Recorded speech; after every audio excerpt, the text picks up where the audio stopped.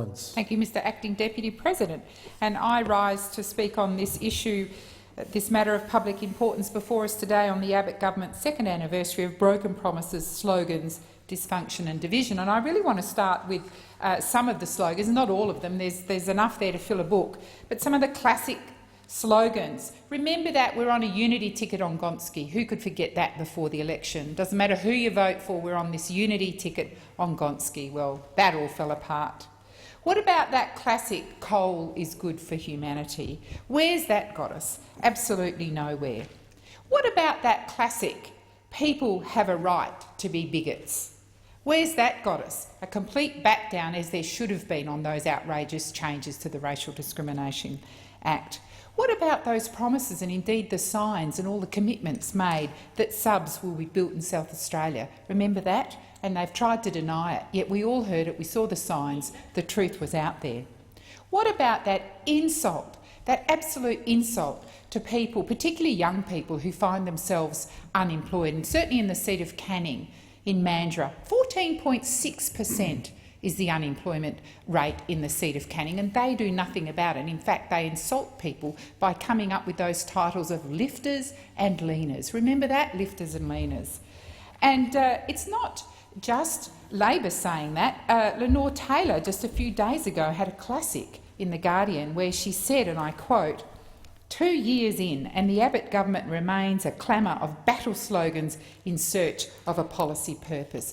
Everyone says this government is absolutely incapable of good government and good policy, and they're living in some parallel universe. And all of this from a Prime Minister. Remember, this is the bloke who in January knighted Prince Philip. And for many Australians, I think that was the end of it, really seriously making us an absolute joke.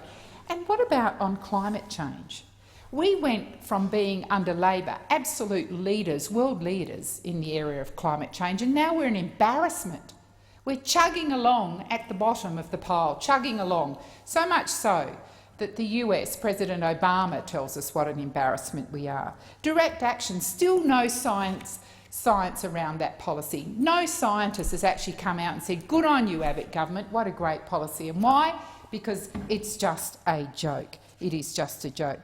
And in February, what did we see? We saw that bungled attempt at, well, it's time to change the Prime Minister, and we'll kind of have this leadership battle that where we saw many of his ministers and indeed backbenchers desert him. But somehow he survived, and what did he promise? He promised good government. Well, we're still waiting. 2 years in and we are still waiting on good government, because the only thing the Prime Minister really cares about, the only thing he cares about is his own job.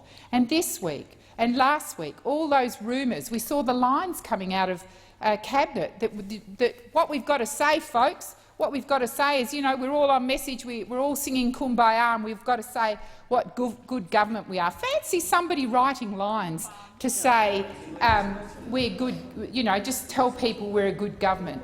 Good governments have actions and words, and we've seen none of that from the Abbott government. We certainly haven't seen any action. And what about working people? We've seen this unprecedented attack on working people in this country, whether it's their trade unions or their rate of pay. We've seen those opposite clamour to say penalty rates should somehow be taken away.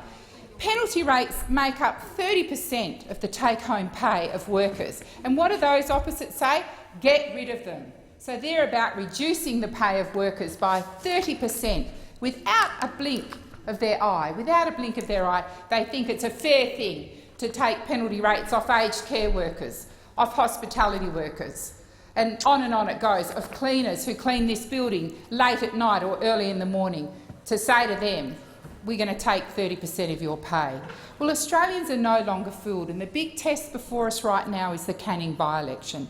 And chapter's running hot there, and they know it and so do we, because every day in this place we have this ridiculous Dorothy Dixer questions to each other about how good it is. The people of Canning are concerned about their jobs, and that's the truth. And if they bothered to get out there, if they bothered to drive south of the river, they would hear that on the doorsteps of voters in Canning for themselves. The facade of the Abbott government is well and truly over. People know it is nothing but a bad government.